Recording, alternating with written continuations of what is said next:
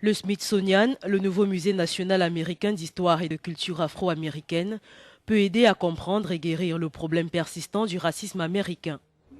Le musée de 540 millions de dollars inauguré par le président Barack Obama est considéré par les responsables comme un endroit idéal pouvant abriter un dialogue sur les différences raciales et culturelles qui dominent la scène nationale. Ce musée du National Mall, ou comme nous l'appelons la cour avant de l'Amérique, ce musée tente de réaliser les rêves de tant de générations qui ont cru que l'Amérique ferait mieux si elle comprenait, si elle se plongeait dans l'expérience afro-américaine. Le secrétaire du musée, David Scorton, explique comment ce nouveau musée présente les États-Unis d'un point de vue afro-américain. Ce musée explore notre identité nationale à travers une lentille particulière reflétant les expériences de vie des Afro-Américains au fil du temps.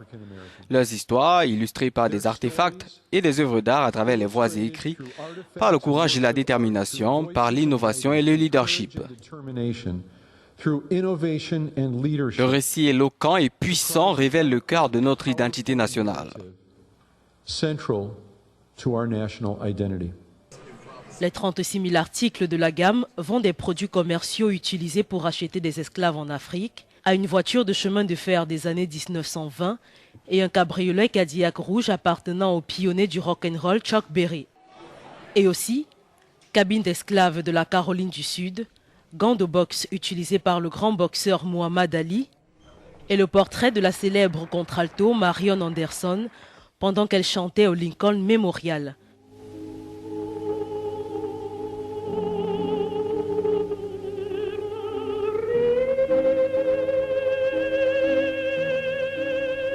C'était un dimanche de Pâques en 1939 et elle s'était vue refuser le droit de se produire sur une scène uniquement réservée à la race blanche. Le musée, conçu par l'architecte David Adjaye d'origine ghanéenne, est à 60% souterrain. La proposition de construction de cet espace a été faite en 1915 par les vétérans noirs de la guerre civile. Sa création a par la suite été approuvée en 2003 par le Congrès américain.